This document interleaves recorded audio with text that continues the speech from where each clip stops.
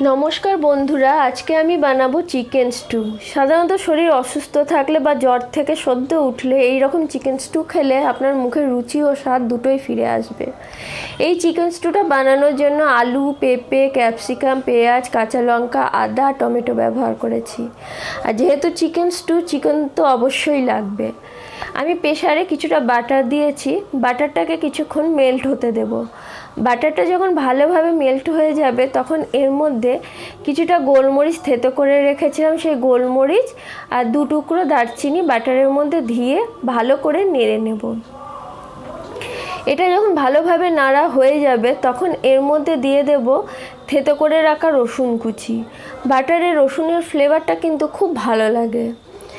রসুনটা দেওয়ার পর খানিকক্ষণ নাড়িয়ে নেওয়ার পর আমি এর মধ্যে দিয়ে দেব কয়েক টুকরো কাঁচা লঙ্কা কুচি। কাঁচা লঙ্কাটাকেও ভালো করে নেড়ে নিতে হবে। এরপর আমি আদাটা গ্রেট করে রেখেছিলাম, সেই গ্রেট করে রাখা আদাটা আমি বাটারের মধ্যে দিয়ে দেব। এরপর ডুমো ডুমো করে 3টে পেঁয়াজ আমি কেটে রেখেছিলাম, সেই পেঁয়াজগুলোও দিয়ে দেব। এই স্টুতে গোটা গোটা ছোট পেঁয়াজ দিলেও কিন্তু ভালো লাগবে। ছোট ছোট গোটা পেঁয়াজ ছিল না বলে আমি 3টে মতো পেঁয়াজ ডুমো ডুমো করে কেটে দিয়ে দিয়েছি। আর চিকেনটা দেওয়ার পর কিছুক্ষণ নেড়ে নিতে হবে যাতে একটু চিকেনটা ভাজা ভাজা হয়। চিকেনটা যখন ভালোভাবে ভাজা ভাজা হয়ে যাবে তখন এর মধ্যে আমি একে একে সব সবজিগুলো দিয়ে দেব। চিকেনটা খুব সুন্দর ভাজা ভাজা হয়ে গেছে। এরপর প্রথমেই আমি দেব পেঁপে, তারপর দেব আলু। আর ঘরে যে কোনো রকমের সবজি থাকলে স্টুতে আপনি ব্যবহার করতে পারেন। গাজর ব্যবহার করা যেতে পারে, বিনস ব্যবহার করা যেতে পারে। এগুলো আমার ঘরে ছিল না বলে আমি শুধু আলু আর পেঁপেটাই ব্যবহার করেছি।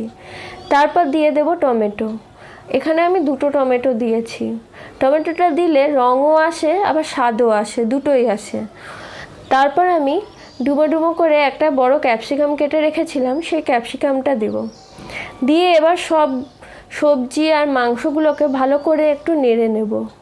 ভালোভাবে নাড়া হয়ে যাওয়ার পর এখানে পরিমাণ মতো আমি নুন দেব আর সামান্য একটু বাটার এর মধ্যে দিয়ে দেব।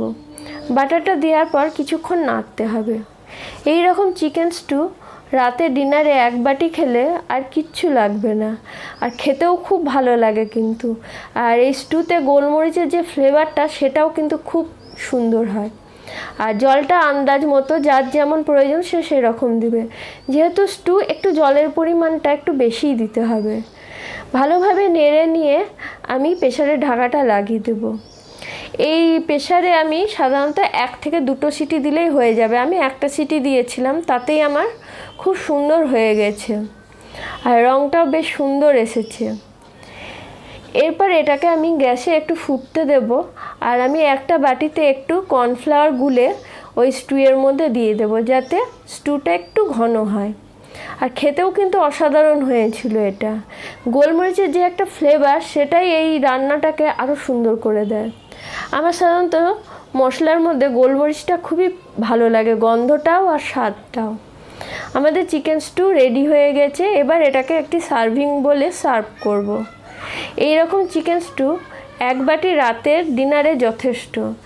এর সঙ্গে আপনি রুটিও খেতে পারেন, আবার এর সঙ্গে ব্রেডও ভালো লাগবে। এই রকম চিকেন স্টু মুখের স্বাদ আর রুচি দুটোই ফেরায়, আর খেতেও কিন্তু অসাধারণ হয়েছিল এটা। আপনারাও বাড়িতে ট্রাই করতে পারেন। যদি ভালো লাগে অবশ্যই কমেন্ট করে জানিয়েন।